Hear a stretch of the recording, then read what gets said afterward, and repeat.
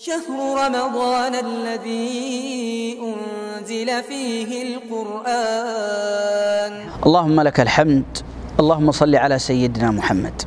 حياكم الله جميعا.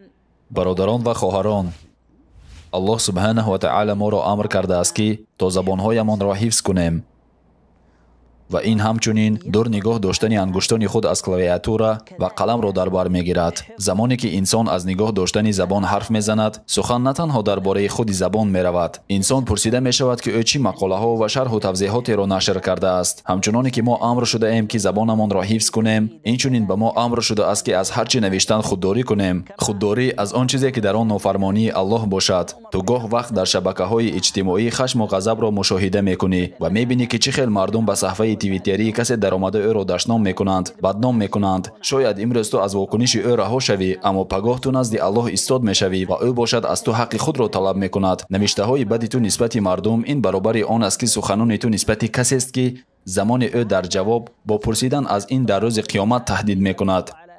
در شبکه‌های اجتماعی، در توییتر و مانند اینها ما باید دانیم هر آن چیزی که ما می نویسیم، مقاله های ما، نشر موادها، شرح و توضیحاتمان، ایرادها، از همه این ما پگاه نزد الله پرسیده می شویم. از خودت سوال بکن ای بنده الله، از الله بترس. این که رقیب تو در یک کشور است و تو باشی در کشور دیگر و این که تو با یک لحن ناشایسته سخن میرانی، این معنای آن را ندارد که تو از این کردارت در روز حساب پرسیده نخواهی شد. الله میگوید شخص هیچ کلامی نمیگوید مگر آن که در کنار او ناظر و نویسنده حاضر است، یعنی فرشته ای که سخنهای او را می نویسد. الله تعالی ذات عادل است و بیشک او قصاص مظلوم را از ظالم میگیرد، حتی برای یک سخن ناپسند، دشنام و یا تهمت. از الله بزرگ طلب آن را داریم که او قلبهای ما را پاک سازد، قلبهایمان را نسبت همدیگر نرم کند و وضع مسلمانان را بهتر کند. و سلام و رحمت الله بر پیامبر ما